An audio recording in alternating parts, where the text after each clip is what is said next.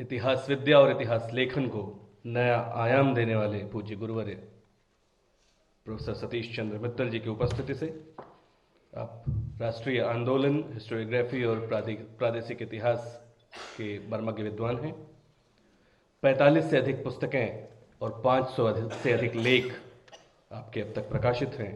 Freedom movement in Punjab, sources on national movement, India distorted, A study of British historians in India, राष्ट्रीय चैतन्य के प्रकाश में भारत का स्वाधीनता संघर्ष, 3 वॉल्यूम्स में प्रकाशित, 1857 का वनवासी नेतृत्व, इन सभी पुस्तकों के आप रचयिता हैं। मैं बिल्कुल समय न लेते हुए निवेदन करता हूं आदरणीय प्रोफेसर मित्तल जी से कि वे अपना मुख्य वक्ता का उद्बोधन दें। विषय तो आपके सामने आ चुका है, मैं उसके कुछ पहलू आपके सामने रखूंगा। निश्चय ही 1942 का क्रांति मैं आंदोलन नहीं कहूंगा उसको। 1942 की जो क्रांति थी वो एक ऐसी क्रांति थी जिसने विश्व को झकझोर दिया, विश्व के नेताओं का ध्यान आकर्षित किया। द्वितीय महायुद्ध के दिनों में चाहे वो प्रेसिडेंट रूजवेल्ट हो अमेरिका, चाहे सेनापति आइजनहोवर हो, चाहे इंग्लैंड का चर्चिल हो, चाहे स्टेफोर्ड क्रिप्स हो, या चियांग काई शेक हो चाइना का, या ऑस्ट्रेलिया का इवाट हो, सबको मजबूर किया कि भारत के बारे में सोचे, नहीं तो शायद से ये जो द्वितीय महायुद्ध है इसमें पराजय हो सकती है। भारत की सहायता चाहिए। आप ये भी जानते हैं कि गांधी जी का आखिरी युद्ध था। हालांकि गांधी ने 1940 में भी कहा था जब व्यक्तिगत सत्ता का मेरा आखिरी है, लेकिन अब फिर कहा कि मेरा आखिरी आंदोलन है, और ये सही है कि उनका आखिरी आंदोलन था। उसके बाद उनका नेतृत्व कांग्रेस से हट गया था, इसलिए ये उनके लिए आखिरी ही आंदोलन था। मैं ये बताना चाहूंगा आपको कि 42 पर इतना लिटरेचर है कि लगता है कि कम से कम 5-6 महीने पढ़ने के लिए चाहिए। AIC's की रिपोर्ट भरी पड़ी है, secret documents, government of India के बहुत सारे सीक्रेट डॉक्यूमेंट्स, मेंसर और लुम्बी किताब है ट्रांसफर ऑफ पावर, 42 से 47 तक में डॉक्यूमेंट्स ही डॉक्यूमेंट्स उसके अंदर है, प्राइवेट पेपर्स हैं। इसी तरह आप यदि इंग्लैंड की पार्लियामेंट की कार्रवाई देखें, बहुत ही डिटेल में है। उस काल के जो इंग्लैंड में अखबार छपते थे, लंदन टाइम्स है या गार्जियन है, यदि टेलीग्राफ है, यदि डेली मेल है, डेली एक्सप्रेस है, डेली हेरल्ड है, उन सब में बहुत डिटेल्स में 42 के आंदोलन की चर्चा है। पार्लियामेंट के अंदर कम से कम 5-6 बड़े MP बोले इस सारे आंदोलन के बारे में, ऐसा हमको लगता है। और फिर कहीं जयप्रकाश नारायण ने टुवर्ड्स स्ट्रगल लिखा, उसमें अपनी बातें, मन की बातें दी उसमें। कहीं आजाद ने इंडिया विद फ्रीडम में अपने दुख दर्द लिखे, कहीं नेहरू जी ने डिस्कवरी ऑफ इंडिया में नई नई डिस्कवरी कर दी जो पहले कभी थी नहीं, या जो पट्टा में सीतारमैया है, history of British history of Congress, 2 volume में उन्होंने लिखी। मेरे कहने का अर्थ है कि इतना मटेरियल है और सबको कोलैबोरेट करके, सब में से अगर क्रॉस एग्जामिन करके सत्य के पास पहुंचाना चाहे, पहुंच सकते हैं। ये कहना गलत होगा कि सब गलत है, ये भी कहना ठीक होगा सब ठीक है, उस तक हम पहुंच सकते हैं, लेकिन थोड़ा परिश्रम चाहिए। गांधी जी के जो आंदोलन थे उनका एक स्वरूप में 2 लाइन बताकर और बहुत शीघ्रता के साथ आगे बढ़ूंगा। गांधी ने 3 बड़े आंदोलन किए थे, non cooperation, civil disobedience movement और 42 का मूवमेंट। उनके आंदोलन का एक तरीका था, पहले कुछ इश्यूज रेज करते थे, फिर कहते थे मैं वायसराय से मिलने जा रहा हूं, कभी वायसराय मिलते थे, कभी मना कर देते थे, एजिटेशन होता था, प्रदर्शन होता था, जेलें भरती थी, और फिर भरते भरते जब बहुत तेजी पर होता तो एजिटेशन रोक दिया जाता था, चाहे कोई दुर्घटना हो या कोई और घटना हो। और उसके बाद एजिटेशन में फेल हो जाता था, निराशा आती थी और 7-8 महीने साल तक ये निराशा चलती थी। ये एक स्वरूप था गांधी जी का। चाहे 20-21 का देख लीजिए, 22 का, 36 से 34 तक का देख लीजिए, और चाहे 42 से 44 तक का देख लीजिए, यानी आपको एक कंटिन्यूटी दिखाई देगी। और मैं ये कहूंगा, ये करो मरो की जो बात आई, मैं कहूंगा गांधी जी ने बड़ी योजना से तीनों के नाम रखे थे। पहला था नॉन कॉपरेशन, नॉन वायलेंट, दोनों खुश हो जाएं। नॉन कॉपरेशन जो विरोधी है, और कांग्रेस में नॉन वायलेंट जो अहिंसावादी है।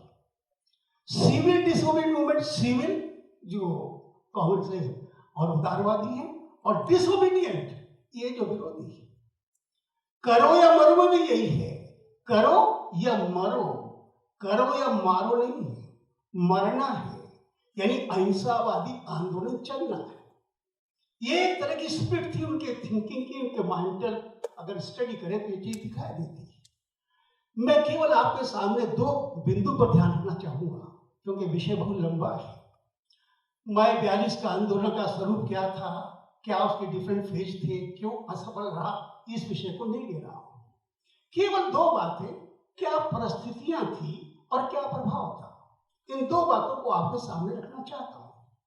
अभी डॉक्टर आजमन जी ने कहा था कि अगर हमने समझना है तो 1938 से चलना पड़ेगा। मैं कहूँगा और 2-4 साल पर लगा दीजिए, 34 से चलिए। मैं आपको 34 से एक यात्रा कराना चाहता हूँ, केवल पॉइंट्स के रूप में आपके सामने रखूंगा, डिटेल तो संभव नहीं है इस कारण। आप जानते हैं 1934 में सिविल डिसोबीडिएंट फेल हो गया था, घोर निराशा आ गई थी। यानी उस समय सुभाष ने कहा कि गांधी जी असफल हो गए, कांग्रेस की नीतियां बदलनी चाहिए। उस समय जयप्रकाश नारायण ने कहा कि नीतियों में परिवर्तन होना चाहिए। ये 1934 की बात में था। आप जानते हैं 1935 का एक्ट बना, 451 धारा है उसके अंदर, जो हमारा नया कॉन्स्टिट्यूशन है 2/3 वहीं से लिया गया है। इस सारे संविधान को आप देखेंगे, उसमें 3-4 बहुत खास बातें रखना चाहता हूं कि चुनाव जो है वो सांप्रदायिक आधार पर होंगे, ये इसमें कहा गया। उसमें यह कहा गया कि प्रोविंशियल ऑटोनॉमी दी जाएगी। उसमें यह भी कहा गया कि इंडिया का एक फेडरल स्ट्रक्चर बनेगा। ये इस तरह की बातें थी जो अनेक लोगों को अलग अलग ढंग से प्रभावित करती थी, लेकिन कांग्रेस नहीं चाहती थी। नेहरू जी ने कहा कि दास्ता का घोषणा पत्र है, गांधी जी ने कहा कि मैं तो स्वीकार नहीं करता। लेकिन 37 में चुनाव हुए, 11 प्रांत थे उस समय, 11 में से 7 प्रांतों में कांग्रेस जीती। ये बहुत बड़ी जीत थी, और शायद पहली और आखिरी जीत थी जब कांग्रेस को इतना बहुमत मिला था। इन्हीं दिनों पंडित नेहरू भी पहली बार गांव गए थे, और जो उनकी डिस्कवरी ऑफ इंडिया, वो गांवों का दृश्य उन्होंने देखे थे, इस पर लिखी है डिस्कवरी ऑफ इंडिया। मैंने उसको डिटेल में पढ़ने की कोशिश की, कैसे लिखी उन्होंने, लेकिन इस विषय को यहाँ पर नहीं लूंगा। केवल इतना कहना चाहूंगा कि 37 में चुनाव में कांग्रेस जीती। अगर आप गांधी जी के कलेक्टेड वर्क्स देखें, वॉल्यूम 57 और 58, उसमें डिटेल में ये जो 7 मंत्रिमंडल थे इनकी कार्रवाई दी है, और बहुत दुखी मन से कहा। पहले तो वे कहते थे कि चुनाव में भाग नहीं लेना, लेकिन 37 में एक पत्र लिखा था के मुंशी को। उस के मुंशी को पत्र में लिखा कि मैंने अपना पुराना इरादा छोड़ दिया है, अब चुनाव लड़ने के अलावा कोई और रास्ता नहीं है, और मुझे लगता है कि चुनाव लड़ने की बात ना कहना एक बेवकूफी होगी। ये उस लेटर के अंदर दिया, यानी वो भी तैयार हो गए जो कि पहले तैयार नहीं थे। और उसके कारण जब चुनाव हुए, चुनाव के परिणाम आए, उसके बाद के जो 2 साल है, जब तक ये प्रांतीय सरकारें रही, उन 2 साल का चिट्ठा तो इतना दर्दनाक है, पीड़ाजनक है, निराशाजनक है कि गांधी जी को कल्पना नहीं थी कि ऐसा होगा। यानी गांधी जी बार बार लिखते हैं, संपूर्णानंद को लिखते हैं लेटर जो है, ये क्या हो रहा है, फिजूल खर्ची, अनावश्यक धर्म, भ्रष्टाचार। छोटे छोटे नेता कहते हैं या तो मुझे बनाओ, नहीं तो मैं हिंसा पैदा कर दूंगा, मैं सांप्रदायिकता पैदा कर दूंगा। ये शब्द मेरे नहीं है, ये महात्मा गांधी के शब्द है।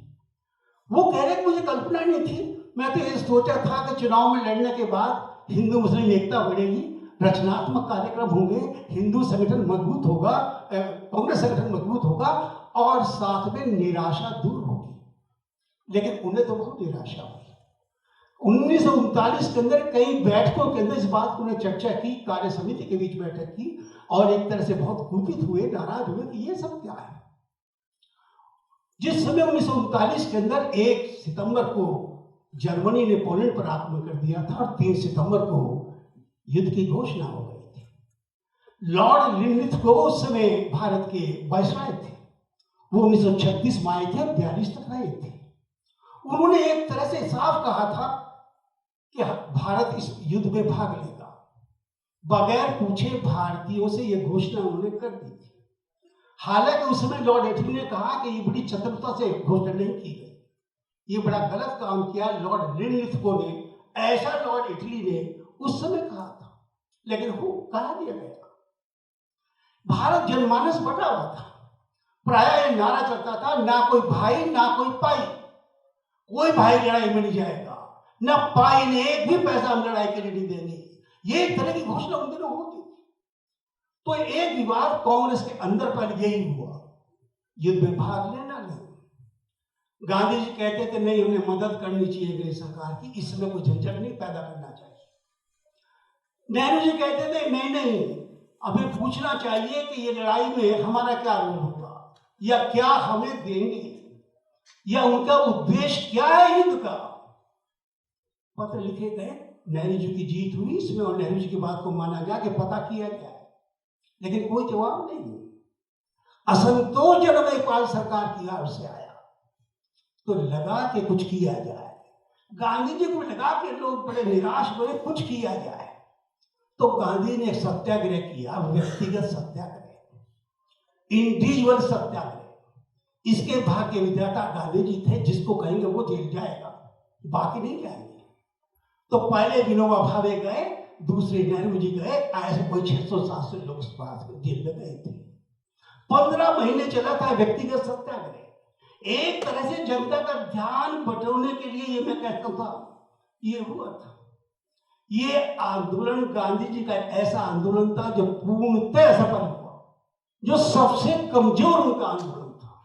यानी मैंने उस काल के गवर्नमेंट ऑफ इंडिया के रिकॉर्ड्स पढ़े, कॉन्फिडेंशियल रिकॉर्ड जो है, उसमें कहते हैं कि तो शुरू में लड़खड़ा रहा है, कहीं पर मर गया और कहीं मरने के लिए तैयार है। ऐसे सीआईडी की रिपोर्ट उस समय की 1940 के डॉक्यूमेंट्स की देख सकते हैं आप जो है। इसका अर्थ ये है कि मूवमेंट केवल मेरे विचार से एक रस्म अदायगी थी, एक रस्म अदायगी सत्याग्रह था, जिसके पीछे कोई उद्देश्य नहीं था, निरुद्देश्य था और कोई सफलता नहीं मिली थी। इससे उल्टा प्रभाव हुआ। लिनलिथगो को लगा कि कांग्रेस में कोई दम नहीं है। उन्होंने कठोरता करनी शुरू कर दी। जैसे मूवमेंट खत्म हुआ, वो कठोरता के साथ आने शुरू हुए, दमन चला चिल्ला दिया। लेकिन इन्हीं दिनों अंतरराष्ट्रीय स्थितियां बदल रही थी। दिसंबर 1941 के अंदर, और जापान जो था इधर साउथ ईस्ट एशिया के अंदर तेजी के साथ बढ़ रहा था। इसी समय विश्व के नेताओं ने कहना शुरू किया कि कुछ करो। चांग काई शेक ने पत्र लिखा, चर्चिल को कुछ करना चाहिए। इसी रूजवेल्ट लिखता है कुछ होना चाहिए, भारत को आजादी दी जानी चाहिए। एटलांटिक एक चार्टर हुआ था पहले, उसके अनुसार भारत को स्वायत्तता दी जानी चाहिए। भारत के लोग जो बोलना चाहे बोलने का अधिकार दिया जाए, ये उन लोगों ने रिक्वेस्ट की। चांग काई शेक खुद भारत आए और आकर के उन्होंने गांधी से भेंट की, नेहरू से भेंट की, पटेल से भेंट की, देश के और नेताओं से भेंट की। एक वातावरण बना, और चर्चिल को भी लगा, जो चर्चिल चाहता नहीं था कभी भारत के प्रति लिबरल नहीं था, लेकिन उस चर्चिल को लगा कि कुछ करना पड़ेगा, क्योंकि प्रेशर इतने आ गए थे। चर्चिल नहीं चाहते थे, लेकिन उनकी वॉर कैबिनेट ने प्रस्ताव पास किया, और प्रस्ताव में यह पास किया है कि एक व्यक्ति को भेजा जाए हिंदुस्तान, जो जाकर के सारी स्थिति को देखकर कुछ सुझाव दे। मैंने वो पार्लियामेंट की कार्रवाई देखी है, और 5 जो महान वक्ता थे, जो एमपी थे, उस पर बोले थे। उस काल के सभी पेपर्स ने इसका स्वागत किया था कि भारत के अंदर कोई व्यक्ति भेजा जाए। क्रिप्स को भेजा गया। सर स्टीफोर्ड क्रिप्स, वो एक तरह के लीडर ऑफ द हाउस थे उस समय, लीडर ऑफ द हाउस थे, वॉर कैबिनेट के मेंबर थे। उनको भेजा, सबसे मोस्ट पावरफुल व्यक्ति भेजा गया। ये भी सोचा गया कि क्रिप्स की कुछ दोस्ती है नेहरू के साथ, तो शायद जल्दी बात हो जाएगी, ऐसा उनको लगता था। क्रिप्स आए 23 मार्च 1942 को हिंदुस्तान आए और 20 दिन यहाँ पर रहे। उन्होंने हवा देखी देश की और लगा कि लोग तो बड़े और ऐसे मूड में नहीं है सहयोग करने के।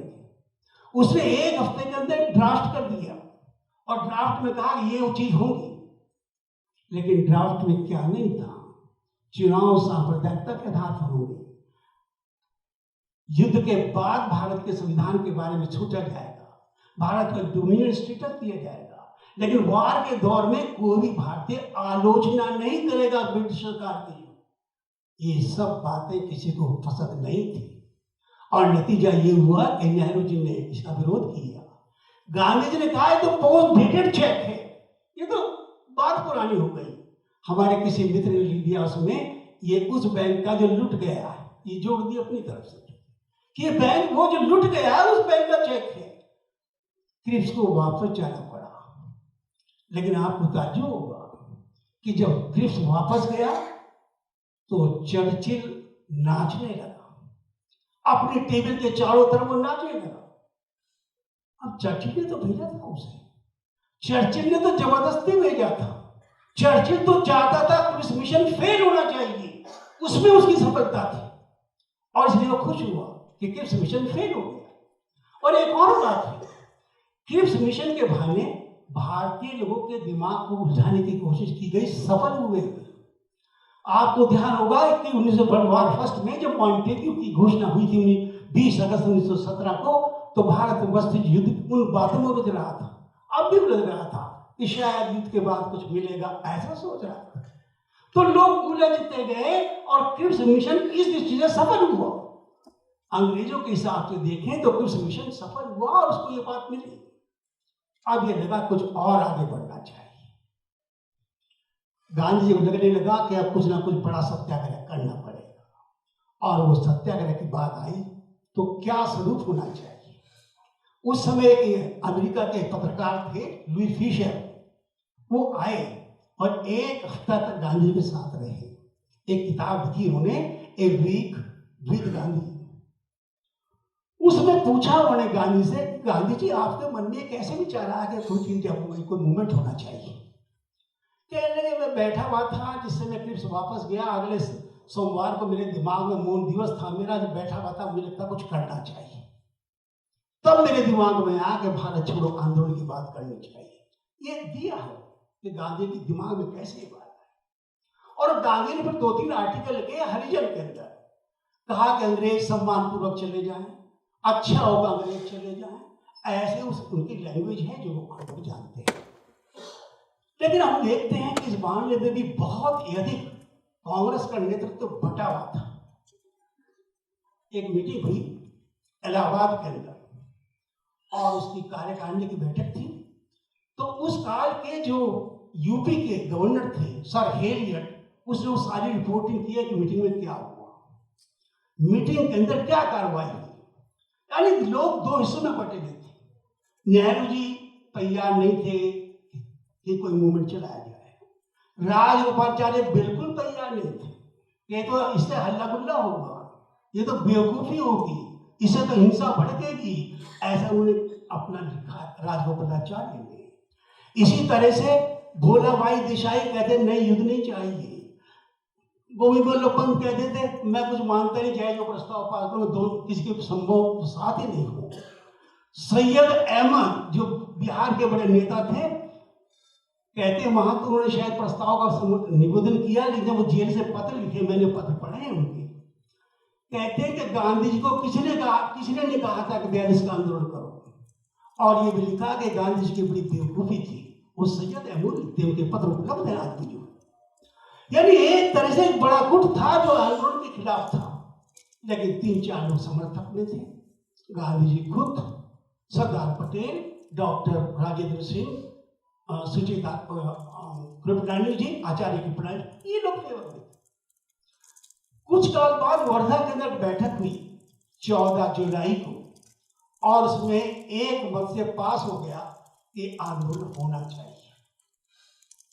आपस में टकराव होते रहे लेकिन ये पास हो गया। कुछ बीच में नेहरू जी और आजाद बिगड़ गए थे, उनको गांधी ने मना लिया था, ये भी डॉक्यूमेंट्स के अंदर उपलब्ध है। तो उससे फिर एक तरह से ये मूवमेंट शुरू हुआ। और आप जानते हैं कि 42 के मूवमेंट की क्या पोजीशन रही, ये आप भली भांति परिचित है। यानी मोटे रूप से मैं कहूं कि जैसे ही आंदोलन शुरू हुआ, 8 अगस्त को 7 अगस्त को प्रस्ताव पास किया, नेहरू ने प्रस्ताव रखवाया गया उनसे, नेहरू जी से प्रस्ताव रखवाया गया और कुछ लोग तो ये कहते हैं उनका हाथ ऐसे खड़ा कर दिया गया। प्रस्ताव हुआ, सरदार पटेल ने उसका सेकंड किया, उस प्रस्ताव का समर्थन किया और तय हो गया। आपको ताज्जुब होगा कि उस अधिवेशन की कार्रवाई है जो अखबारों में चित्रों में दिखाई देती है, उसमें गलतफहमी में नहीं रहना चाहिए।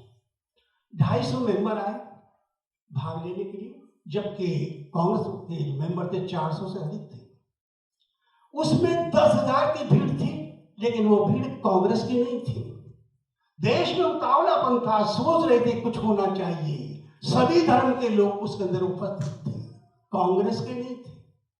यानी उस भीड़ को देख करके ये गलत अंदाजा मत होना चाहिए कि एक कांग्रेस के मूवमेंट पे सब लोग खड़े हो, सुनना जरूर चाहते थे, क्योंकि उन दिनों सेकेंड वर्ल्ड वॉर भी चल रही थी, तो भारत का भविष्य क्या होगा इसको देख करके लोग परेशान थे, कुछ चाहते थे, कुछ होना चाहिए। और आप जानते फिर वो आंदोलन शुरू हुआ। मैं उस आंदोलन की डिटेल्स में नहीं जाना चाहता और ना ही उसके परिणाम असफल क्यों हुआ इस बारे में जाना चाहता हूं। मैं केवल उसके प्रभाव और लेना चाहता हूं। तो प्रभाव क्या हुआ? मैं कहूंगा प्रभाव की दृष्टि से यह आंदोलन बहुत ही महत्वपूर्ण था।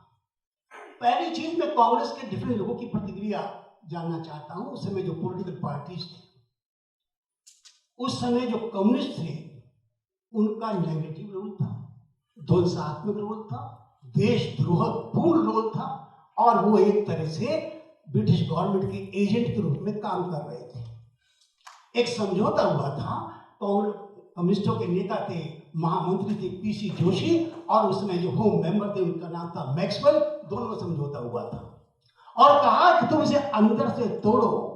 यानी मैं कहूंगा कि जो काम ब्रिटिश सीआईडी का कर रहे थे वो कम्युनिस्ट कर रहे थे। आपको ध्यान होगा कि पहले कम्युनिस्ट कहते थे कि ये इंपीरियल वार है, लेकिन जिस दिन लड़ाई बदली और रूस को दूसरे पक्ष में आया तो कहा जल युद्ध है, तो रातों रात वो इंपीरियल वार से जल युद्ध बन गया था। और उस जल युद्ध के अंदर एक तरह से वो बाकायदा ये काम करे, किसको पकड़वाना, कहां छिपावा, ये काम वो कर रहे थे। एक लेफ्टिस्ट मूवमेंट इंडिया करके एक ऐसा चौधरी बड़ी डिटेल में ये सब चीजें दी थी। आरसी मजूमदार ने फ्रीडम मूवमेंट का जो तीसरा वॉल्यूम है उसको इन सब बातों को डिटेल में दिया कि what was the role of the communist in that movement. इसमें मुसलमानों का क्या रोल था? मुसलमानों ने कुछ अपवाद को छोड़ करके कोऑपरेट नहीं किया। वो कहते थे पहले पाकिस्तान बाद में आजादी, हमें पहले पाकिस्तान की बात मानो तो हम आजादी की बात सुनाएंगे, ये उनका रोल था। इसमें हिंदू महासभा के बारे में वाई बी माथुर ने किताब लिखी है, क्विट इंडिया मूवमेंट। ऐसे 7-8 पीएचडी हुए हैं इस मूवमेंट के ऊपर।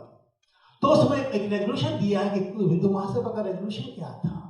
उस समय श्यामा प्रसाद मुखर्जी ने कहा था कि एक तरह से ये जो बंटवारे की नीति है सरकार की, हम सहन नहीं करेंगे। ये कहा था मुसलमानों को भी कि बंटवारे से हमारा तो नुकसान होगा ही, तुम्हारा भी नुकसान होगा, समूचे देश का नुकसान होगा। उस समय सावरकर ने कहा था ये क्विट इंडिया मूवमेंट है, ये स्प्लिट इंडिया मूवमेंट है।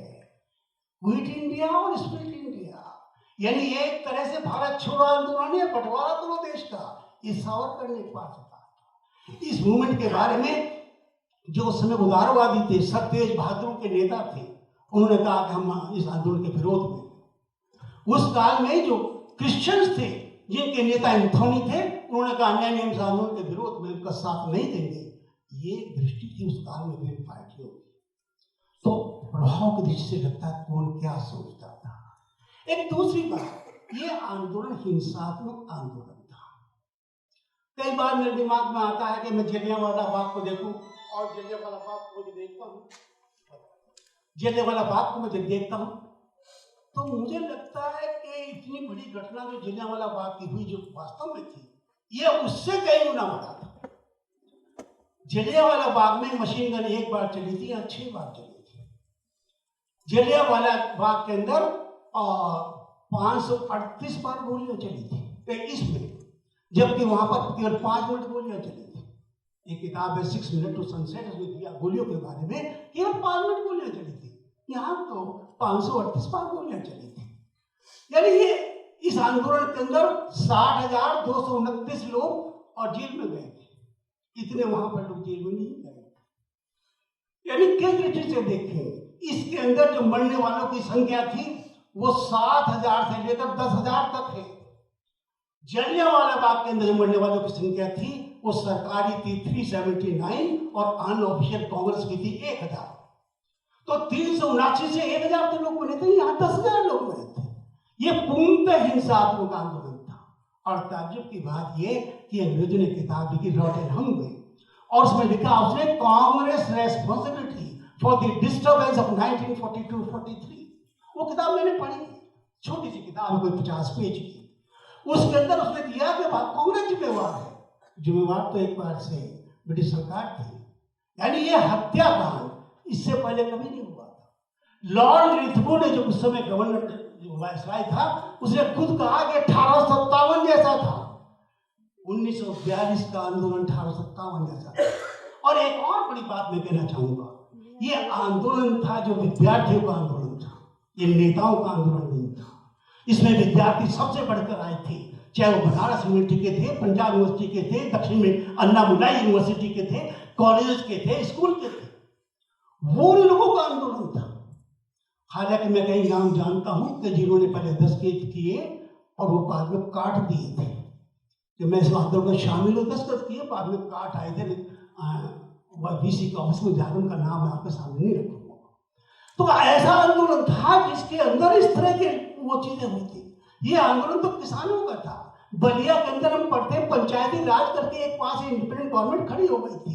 हम लोग पढ़ते हैं दक्षिण भारत के अंदर तमिलनाडु में, महाराष्ट्र में गोरिल्ला युद्ध शुरू हो गया था। यह युद्ध ऐसा था जो जयप्रकाश नारायण द्वारा भूमिगत होकर चलाया गया था। आप जानते हैं कि जयप्रकाश नारायण जो थे ये पहले अरेस्ट हो गए थे, 40वें अरेस्ट हो गए थे। ये अरेस्ट क्यों हुए थे कि राजद्रोह में भाषण दे रहे थे, राजद्रोहात्मक भाषण दिया गया था।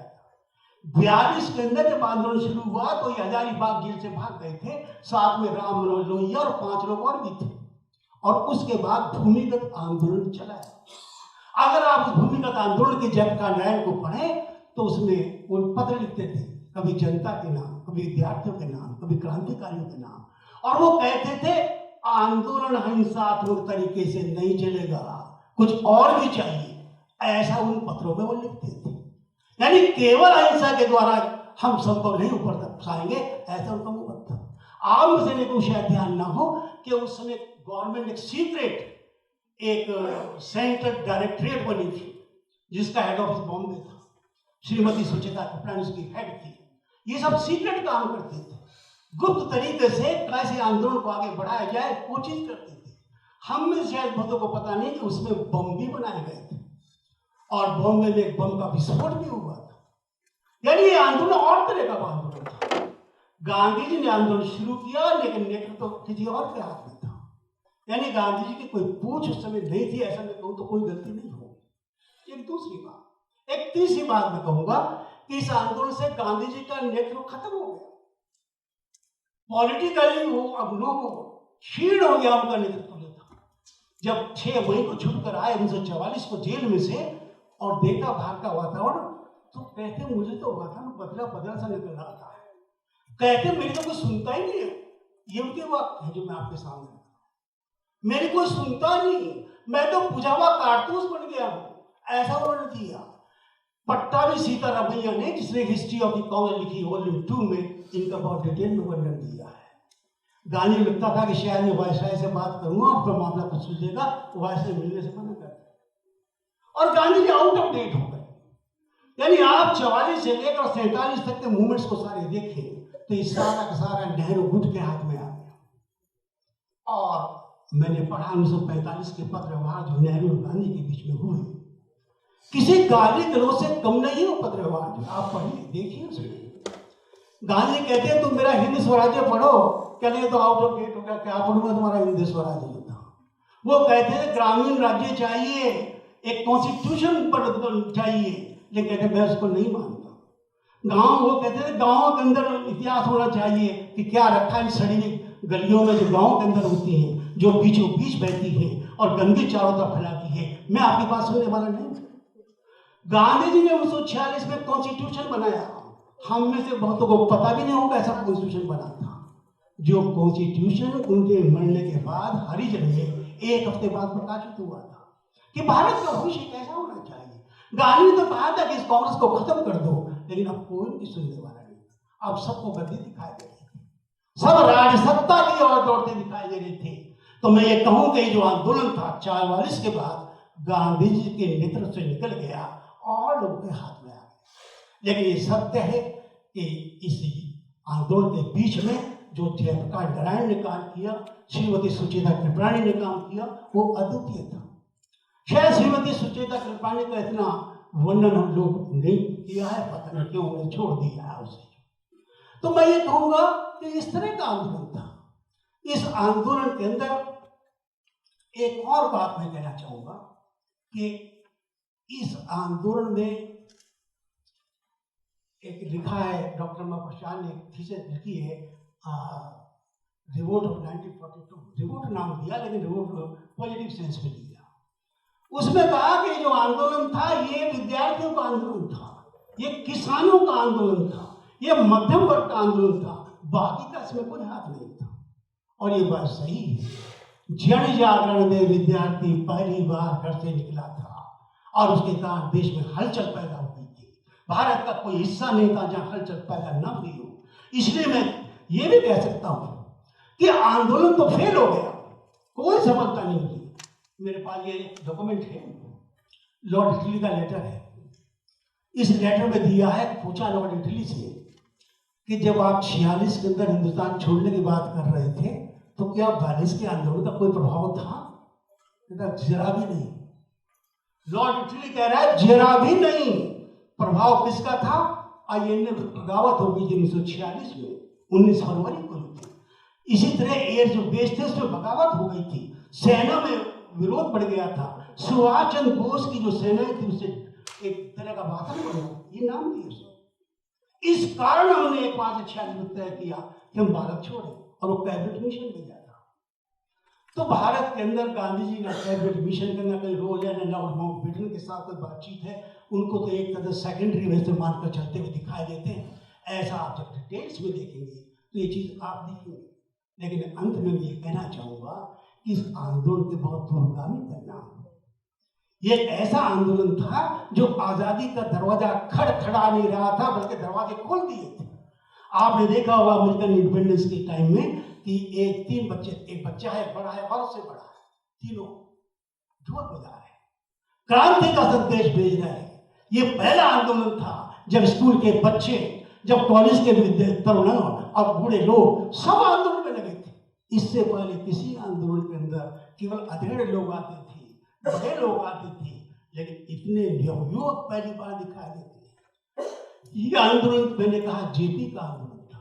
ये आंदोलन वो था जो स्वतंत्रता के लिए था। जयप्रकाश नारायण ने इस आंदोलन की तुलना फ्रांस की क्रांति से की, कहा कि फ्रांस की क्रांति से कम नहीं था, ऐसा एक बार का आंदोलन था। तो मैं ये कहूंगा कि इस आंदोलन ने और स्वतंत्रता का द्वार खोल दिया। मैं ये कहूंगा, डॉक्टर नेहरू जी कहते थे जब वो जेल से छूट कर आए कि आपको कैसा लग रहा है? कहता है ये जो अनुभव था मेरे जीवन का अत्यंत महत्वपूर्ण अनुभव था जो मैंने 42 के आंदोलन में लिया।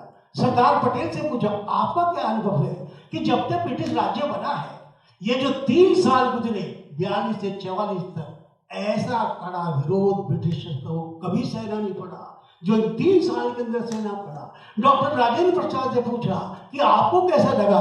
कहने लगे कि मैं पहली बार देख रहा हूं कि जन समाज के अंदर हिम्मत और उत्साह दिखाई देता है। यानी ये किसी पार्टी का आंदोलन नहीं था, ये तो जन समाज, जन समुदाय का आंदोलन था। और यही इसकी सफलता थी, यही इसकी विशेषता थी।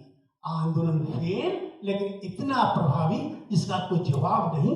किसी ने कहा ये अगस्त रेवोल्यूशन था, किसी ने कहा स्पॉन्टेनियस रेवोल्यूशन था, किसी ने कहा 42 की क्रांति थी, किसी ने कहा कांग्रेस स्ट्रगल था, किसी ने कहा, ऐसे बहुत सारे ऐसे 1 दर्जन करीब ऐसे नाम उस आंदोलन के बारे में दिए जाते हैं। तो मेरा यही निवेदन, यही कहना है कि देश की युवा शक्ति उस आंदोलन को गंभीरता से ले। मैं एक बात कह के बात खत्म कर रहा हूं। मैं देश के युवाओं से पूछना चाहता हूं, हम कहते हैं कि हमारा अतीत बहुत बढ़िया था। मैं कहता हूं तब तो आप नहीं थे। हमारे युवक कहते हैं हमारा भविष्य बहुत अतीत होगा, तब भी आप नहीं होंगे। अब आप हैं, अब आप हैं तो देश की क्रांति लाइए, कुछ परिवर्तन लाइए, इतिहास में परिवर्तन लाइए, मानसिक सोच में बदल लाइए। कर सकते हैं आप, क्योंकि विश्व का तरुणाई इस देश के अंदर सर्वाधिक है। अगर आप इंतजार करते रहे तो 10 साल बाद आप भी उस कैटेगरी से निकल जाएंगे। तो देश के युग को खड़ा हुई और समय की हलचल को बचाएंगे। जिन्होंने हमें आजादी दी उसको पूरी तरह से और अच्छे ढंग से सजाने की बात कही है। इतनी बात कह करके मैं अपनी बात पूरी करता हूँ। धन्यवाद।